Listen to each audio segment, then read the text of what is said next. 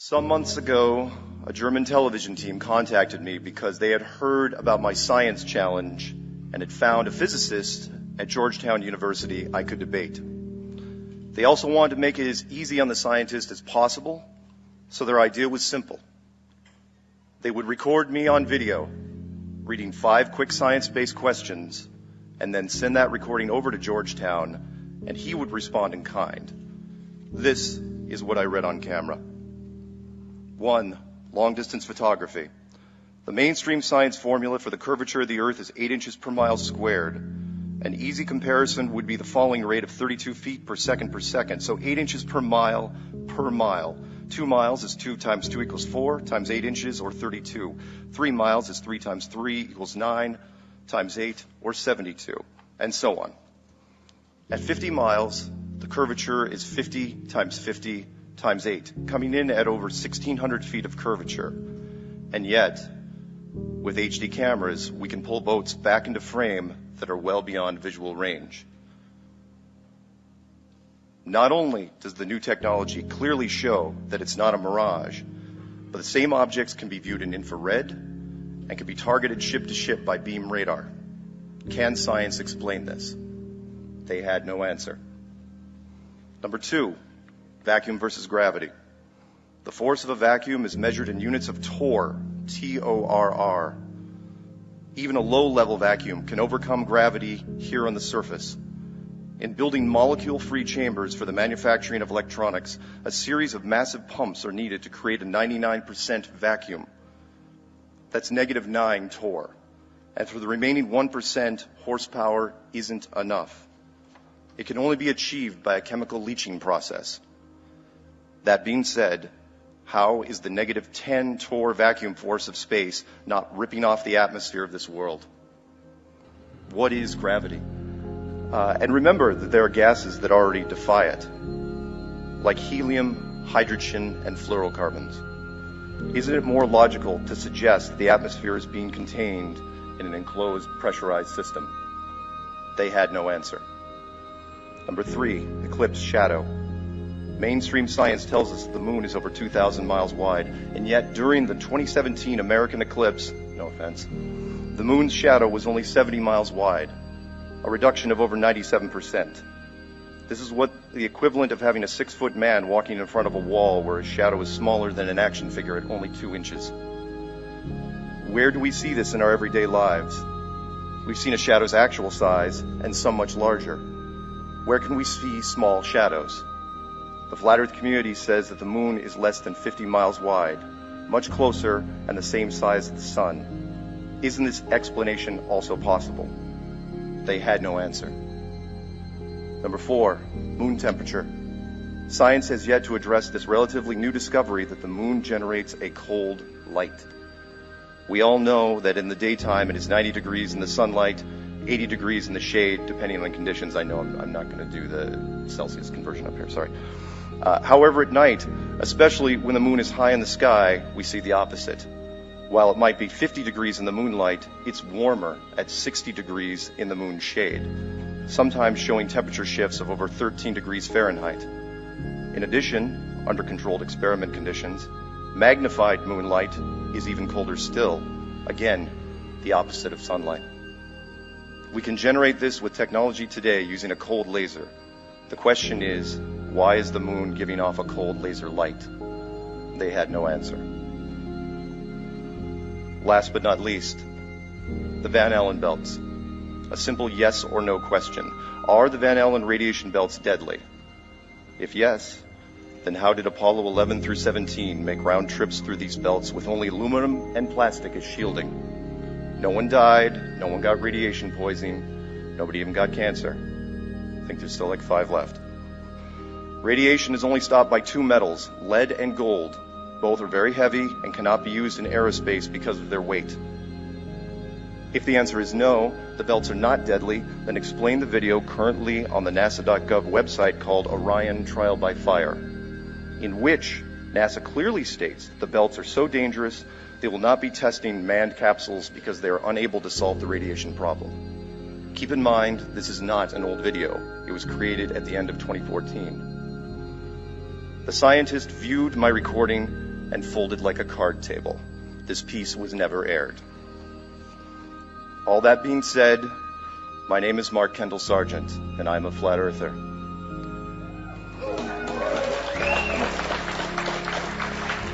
Flat Earth is my passion, it is my obsession, and it is now my life. I watched my very first Flat Earth video in the summer of 2014. Like many of you, I quietly laughed at it, and then I made a huge mistake. I casually thought I could debunk it.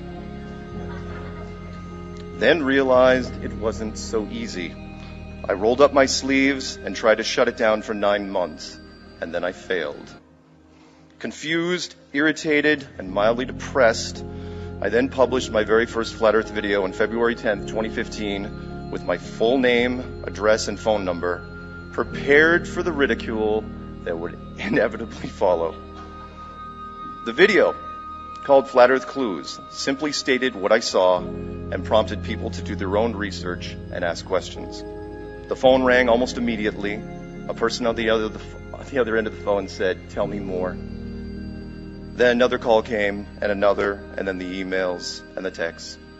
I couldn't tell what the attraction was, but for whatever reason it was resonating, so I kept generating content. Fast forward to this morning. I've done 80 videos dedicated to answering emails, 84 Flat Earth and other hot potato shows with Patricia Steer, 159 weekly Strange World shows, over 1,200 Flat Earth videos in total. Since my phone number was very easy to find, I received calls for interviews, and I did everything I could to accommodate them, no matter who they were. I've talked to everyone from junior high newspapers to major networks, and I do my best to treat them all the same. I set my feet, keep my cool, and do whatever I can to plant the seed in their head. If they want to lay into me, I smile. If they give me an opening, I create momentum. I try to kill them with kindness, honey over vinegar. And if they give me enough time, my message will get into their head. Look into Flat Earth, do your own research, ask questions. And yes, seeds were planted. Every video that I made, every interview that I sat for was viewed by people who talked to other people, and eventually it circled back around. I honestly thought the first one was a fluke. I was in Atlanta, Georgia, sitting in the audience as Zen Garcia was engaged in a theological flat earth debate, because that's a thing now. We took a break for lunch, and I went over to the closest restaurant I could find, a sports bar in the same parking lot. The bartender, a woman in her late 20s, overheard us talking in the corner. She came over and asked me directly if we were into flat earth. I said yes, and she said, "High five." The next day I flew out from Atlanta. My carry-on was going through a second screening, and I was wearing a "I am Mark Sargent" t-shirt. A young Homeland Security man pointed at my bag and then me. He then kept staring at my shirt and my eyes. Back and forth he did this until finally he asked quietly, "Yo, you Mark Sargent for reals?" I said yes. He winked at me, handed me my bag without opening it, and said, "That's my name too." He knew the Fight Club reference. We may not all be Mark Sargent, but we are all Flat Earth. I was at a recent Salton Sea test in Southern California, and after an exhausting morning with skeptics, National Geographic, and a whole bunch of flat earthers, we met up at an organic cafe in Palm Springs. The cashier, who eventually figured out what we were doing at our tables, then showed us the anything but secret hand sign. You see, she was one of us. Despite what you may hear, we do have people everywhere.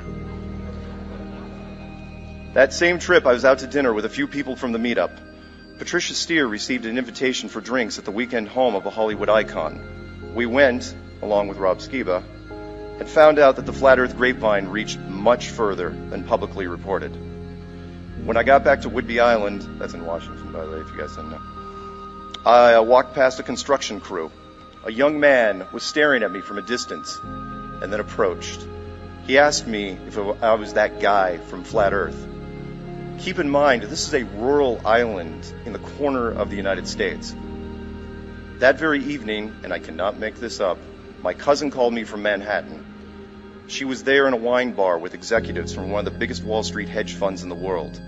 One of them brought up flat Earth. She mentioned my name, and not only did they know the clues, they insisted on sending me a picture of them next to a phone with an AE map on it.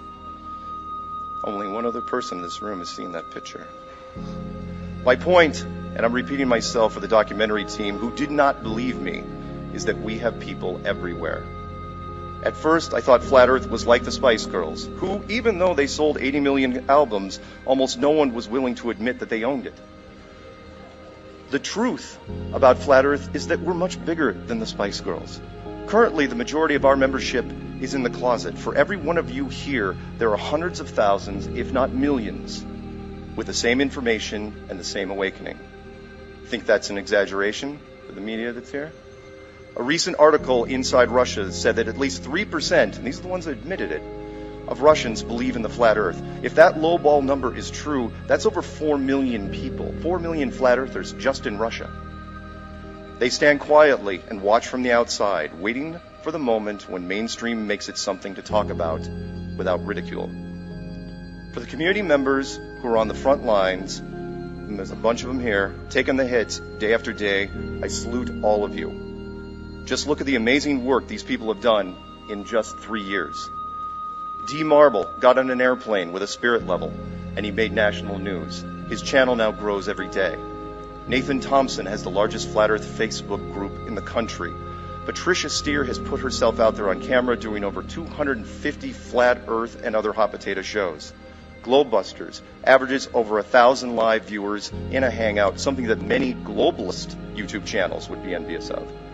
Celebrate Truth, who I have heard is Canadian, is at 98,000 subscribers. Oh, and in his spare time, he organizes first-of-its-kind conventions like this.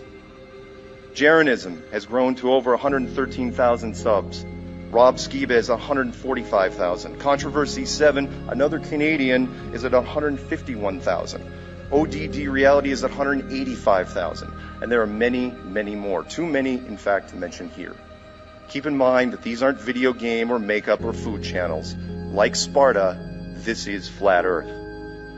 All of these channels and this massive wall of content has affected almost everyone else in the social media. In the last year, the ripples from our members have spilled over into the YouTube titans, and they have responded, some positive, some negative, but the exposure is priceless and the numbers staggering. Star Talk, one video, 2.3 million views. This Morning in UK, one video, 2.8 million. Jimmy Kimmel, 3.7 million. Rich Ferguson, 4.4 million. Joe Rogan, 5 million. PewDiePie, the largest YouTube channel in the world, did not one but 2 Flat Earth videos at 6 million hits each. Space Videos, which is a dedicated 24/7 science live stream, now has to put Debunk Flat Earth in their title, and it does nothing but create more awareness for Flat Earth. Thank you for that. Niga Haiga generated 15 million hits in one Flat Earth video in April of last year. And Shane Dawson generated 15 million Flat Earth hits, and he did it June of this year. I remember in the fall of 2015 and how cool it was that Forbes magazine even mentioned the words Flat Earth in an article. Now if I don't see a news story every other day, I feel let down. That's how media spoiled we've become. In fact, it was one of these recent articles by U.gov, a British media research company, that got the attention of National Geographic. You see, they had polled over 8,200 Americans and asked them about the shape of the Earth. And the number that stood out, the 18 to 24-year-olds. Over a third of them were skeptical of the official story that we lived in a spinning rock flying through empty, meaningless space. That study was the first wake-up call for science, who up until now has just dismissed the people involved because our numbers didn't present a threat. Now, at least some of them know differently. And for the rest of the scientific community, I come bearing a message. I like science. I always have. I flew here on the back of science, and I am speaking to you now on the fruits of its labor. Science, however, was never intended to be a religion, and that's what you've turned it into. You've turned it into scientism. You've taken the faith that people have in your lab coats and you turned it against them, pushing concepts and products onto the population which can be harmful or just simply untrue. You've taken what should have been simple observations and twisted them to suit your needs and make us feel small. We're not small, and we're not an accident. In fact, we are the new scientists, and we're heading straight for you. You don't want to defend yourself? Fine. Any ground you're not currently standing on? It's ours. We'll take the cities, we'll take the suburbs, we'll take the countryside. We've already been winning this war by attrition because you didn't think we were worth it. You want to call us a social media virus? Well, at least you got one thing right. We are infectious. We're currently the most interesting concept in the world. We're easy to understand, and we open minds. Oh, and one more thing. As you sit there in your offices, wringing your hands because you don't want to risk that vaulted education of yours, we've been running around your flanks at speed for the last 3 years.